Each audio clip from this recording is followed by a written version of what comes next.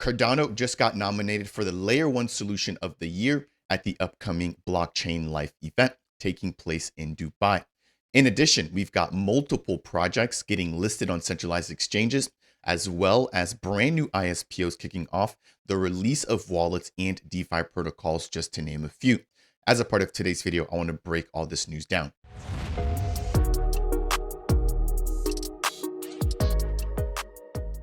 What's up, Beta Nation? Welcome to Dapp Central, your home for everything blockchain and crypto. I'm your host here for Reed. As a part of today's video, we're diving into all the latest updates going on in the thriving ecosystem. First things first, I want to take a brief review of the weekly Cardano development report put out by the Cardano Foundation. Second, I want to talk about an upcoming awards ceremony where Cardano is nominated as the top L1 or top network, followed by some updates surrounding FluidTokens, IAG, as well as Cerra and their brand new ISPO. And then in closing, I want to give you guys some updates surrounding the VESPR wallet, Axo, as well as Butane. As always, if it's your first time stopping by, my goal is to provide you in the Cardano ecosystem with all of the latest news and highlights going on here. If you do appreciate updates and news just like this, I would appreciate you if you could smash that thumbs up. Taking it a step further, if you want to support the channel, consider delegating with the official Dapp Central stake pool, where you'll earn your traditional ADA rewards every 5 days, in addition to the Matera governance token or the Matera utility token, as well as the Cerra utility token, given the fact that the Dapp Central stake pool is now a partner stake pool for 2 ongoing ISPOs. That said, let's go ahead and jump straight on into the first set of news pieces surrounding the weekly Cardano development report. As it stands, we've got 163 projects launched, over 1,300 builders. We now have nearing 40,000 Plutus scripts. Now looking on the left-hand side there, we have the release of Lace version 1.9 getting closer. If you guys aren't aware, that's the wallet developed by IAG, in addition to Nami, which they just picked up not too long ago. Scrolling down, we've got some distribution releases for Mithril. And then at the very bottom there, we have the cancellation of the weekly town halls, which have been paused until the launch of Project Catalyst funding round number 12, which will take place on April 26th. There's also some continuations of the Cardano developer courses, teaching a little bit more about Haskell, or the functional programming language for the Cardano network. Next, we're going to talk a little bit about an upcoming awards ceremony taking place in Dubai as a part of the United Arab Emirates, which is actually where the Cardano Summit for 2023 took place and what's going to be taking place for 2024. As it stands right now, we have the Blockchain Life 2024 awards, and we have the Layer 1 Solution of the Year category where Cardano has been nominated. Now, what I want to do is just bring awareness to this. I'll leave the link to this down below, but I urge you, if you haven't already voted, to go ahead and do so. You do have to create an account. It takes a couple of minutes, but once you do that, you can actually vote for additional categories, some of which are related to Cardano, but not necessarily directly like they are with this particular category. As it stands right now, I believe Cardano, as you guys can see here, is coming in at number 2, only besides Multiverse X. So what's interesting here is Multiverse X, at least in my opinion, is nowhere near as talked about as Cardano, Ethereum, Solana, and BNB chain, just to name a few there that are on the list. However, they come in at number 1 with over 3 times the amount of votes based off of what Cardano has right now. Again, maybe I'm completely wrong here, but there could be some gamification going on here.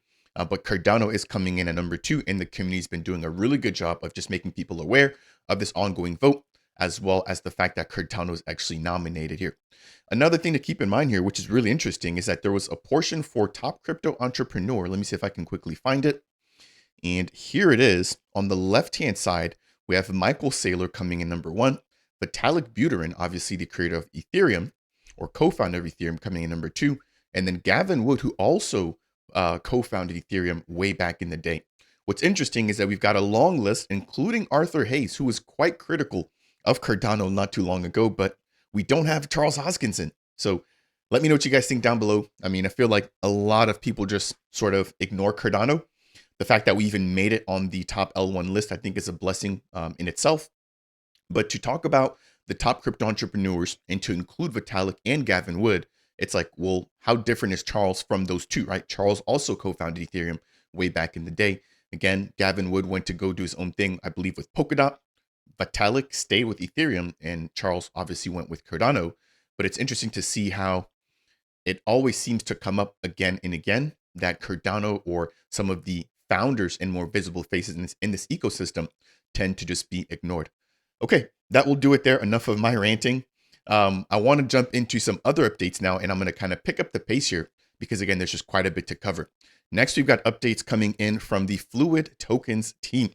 So if you want to tap into the value that your NFTs hold, whether you want to go ahead and use them as collateral or even allow for other people to rent it, FluidTokens is the spot to go.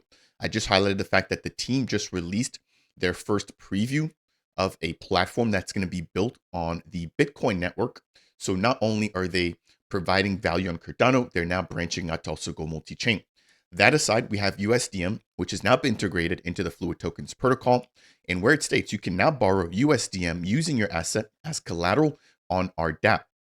Now, I wasn't able to find the screenshot from earlier, but you can use a multitude of different Cardano native tokens as collateral on the FluidTokens platform. So for example, let's say you have a big bag of IAG, you've got a big bag of Cornucopias or a big bag of World Mobile. You can actually take that bag, you can put it up as collateral on the FluidTokens marketplace. In order to borrow USDM, you can do it exactly whatever you want with that, whether it's loaning it out or using it in DeFi. And then you'll obviously be accruing a little bit of interest on that, but you can come back and pay that and unlock or retrieve your underlying collateral. So again, it provides an option for some people, right? If they've got assets that they're just holding for a long term and they want to maybe tap into the value that it holds, you can now go ahead and do that by taking out a loan in USDM using your Cardano native tokens as the underlying collateral. Next, I want to talk a little bit about IAG. So this project continues to back up the Cardano ecosystem, really showing a lot of strength here. And as of late, we've had a lot of talks about centralized exchanges and centralized exchange listings and the visibility that those provide for Cardano native tokens. One of those tokens that already has quite a few under its belt is the IAG token. I believe they're listed on some of the top platforms, for example, like Gate.io. I want to say they might be looking into Mexi and KuCoin right now, but that is yet to be confirmed. Either way, the main piece that I want to highlight here is the fact that this team has partnered up with the Len5 V2 platform in order to put down, in terms of collateral, 9 million of their IAG tokens, which is equivalent to 2.9 million ADA.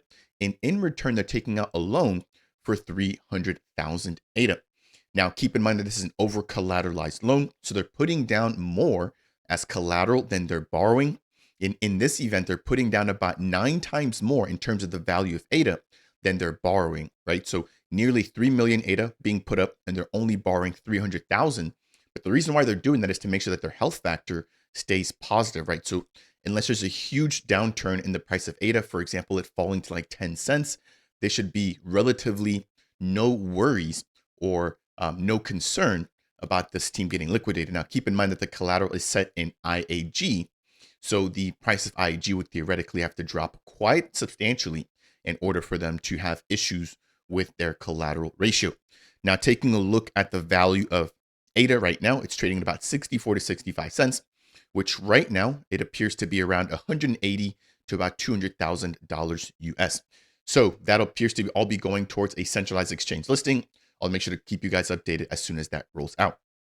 The next thing and the last thing I actually want to touch on when it comes to IAG is the fact that not only has this team partnered up with the Len5 protocol, they've also partnered up with USDM very lately to actually mint the USDM stablecoin, right? So this team really putting their money where their mouth is, not just providing value to their token holders, but also providing value to other Cardano native projects.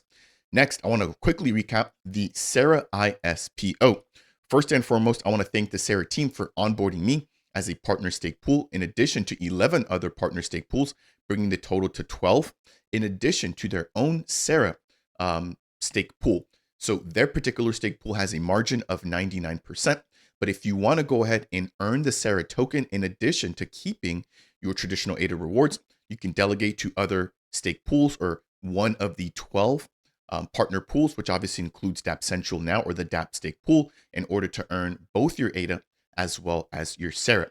Now, if you're participating in the ISPO and you want a reason as to why you could delegate to the Dapp Central Stake Pool, in addition to the ADA and the Cerra, you'll also be earning the Matera Governance Token, given the fact that I'm also a partner pool for that particular ISPO.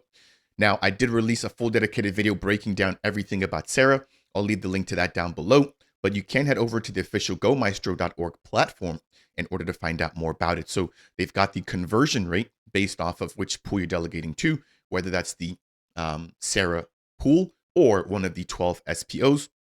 In addition, they've got the start date, which starts on March 30th. They've got the tokenomics and everything else that you need to know surrounding their rewards. One thing I didn't highlight with my video earlier was the fact that the tokens will be airdropped once the actual ISPO concludes. So you don't have to do any sort of claiming. You don't have to remember to go ahead and actually pick up your tokens. They'll just be airdropped directly into your wallets. Again, check out that video if you guys do want to find out more about the ISPO and about what Cerra actually is and what they're doing in the Cardano ecosystem. Now, if you're enjoying updates like these, I would appreciate you if you could smash that thumbs up. If it's your first time stopping by and you want more content like this, breaking down everything going on in Cardano, consider subscribing. And last but not least, if you have any questions for me surrounding anything I've talked about, including the Cerra ISPO, then make sure to leave a comment down below. Next, a quick update surrounding the VESPR wallet. We just saw the Tokyo wallet introducing a mobile version. This is being developed by the same team that's developed the Drop Spot marketplace, as well as one of the founding members from the Danketsu team. And on the back of that, we're now seeing a brand new desktop or web extension wallet for the VESPR wallet. So a lot of people used VESPR when it came to mobile. They're one of the most utilized, one of the most user-friendly wallets when it comes to the mobile space.